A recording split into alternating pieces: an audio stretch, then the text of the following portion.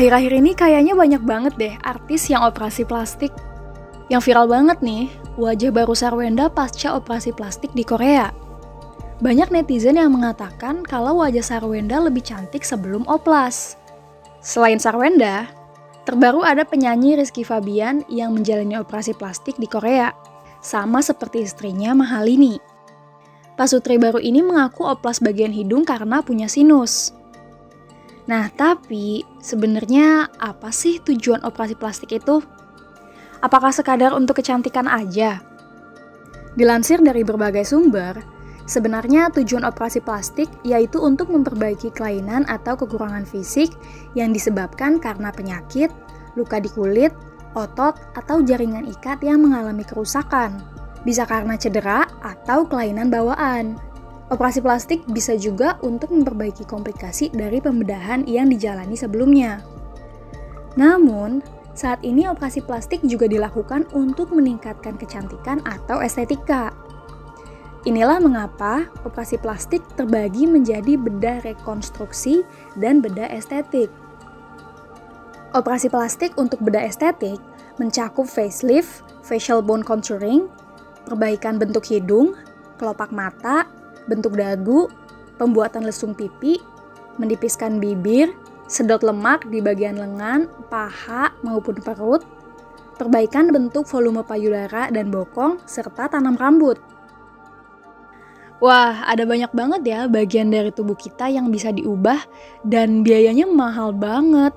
Tapi banyak loh yang rela merogoh kocek hingga miliaran rupiah untuk mengubah bentuk tubuhnya demi terlihat cantik. Sebenarnya operasi mengubah bentuk tubuh ini bukan baru-baru ini aja ramai dibicarakan. Penyanyi sekaligus anggota DPR RI Krisdayanti juga melakukan operasi plastik beberapa kali. Pertama pada tahun 2003 di Thailand. Dia operasi bagian payudara. Kemudian tahun 2009, dia juga membayar lebih dari 155 juta rupiah untuk implan payudara kedua dan tummy tuck atau untuk menghilangkan gelambir di perutnya di Singapura. Pengakuan ini dia tuliskan di buku biografinya yang judulnya My Life, My Secret. Transgender Lucinta Luna bahkan rela keluar uang hingga 1,8 miliar rupiah untuk mengubah wajah dan tubuhnya seperti wanita. Dia bahkan sampai mengoperasi kelaminnya di Thailand, guys.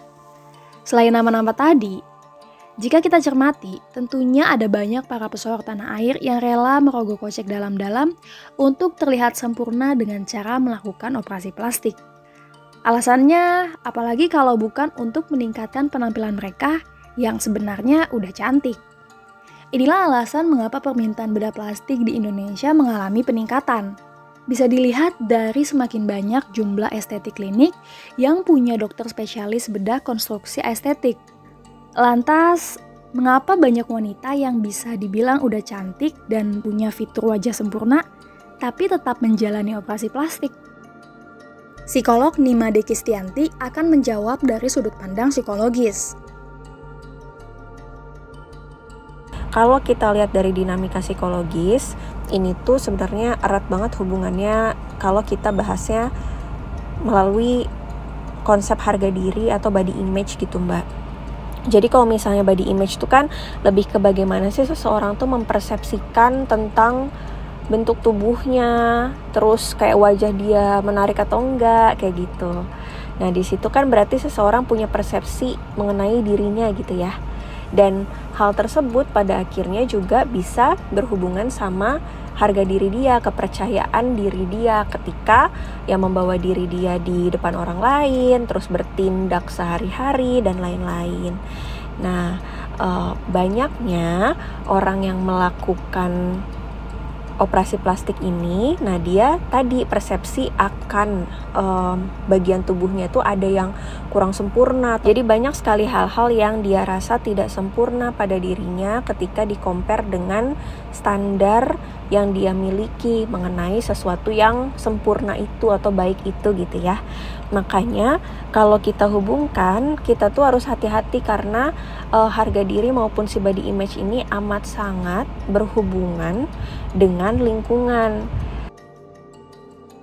Kisti mengatakan bahwa orang yang melakukan operasi plastik bukan untuk tujuan kesehatan, memiliki ekspektasi agar bisa diterima lebih baik oleh orang lain atau lingkungannya.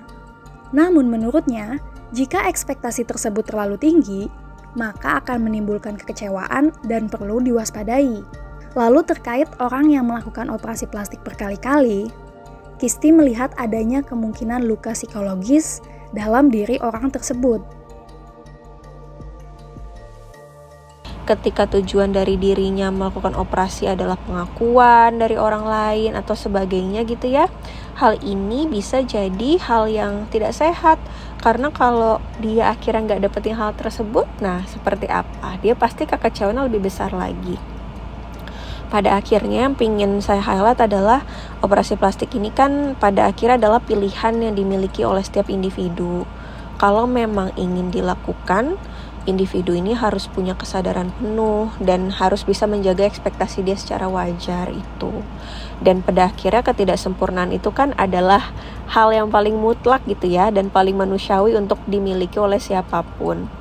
Ketika kepuasan tersebut tidak kunjung kita temukan nih, misalnya dengan segala operasi yang kita lakuin, kita ngerasa masih nggak cukup, terus kita masih ngerasa nggak cantik.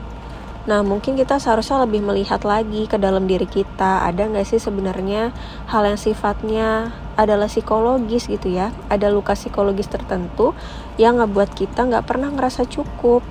Karena ketika nggak dimulai dari dalam dan mencoba untuk embrace apa yang kita miliki, akan sangat sulit untuk kita ngerasa cukup. Dan makanya ada orang yang akhirnya pingin lagi operasi plastik, udah ngelakuin operasi plastik ngerasanya masih kurang, terus seperti itu. Padahal bisa jadi ya orang-orang sekitarnya udah ngerasa ya kamu udah cantik banget, kayak kurang apa lagi. Tapi karena dia masih ngerasa gak cukup, nah itu pertanyaannya, apa yang terjadi sebenarnya sehingga dia tidak pernah merasa cukup sebagai pribadi.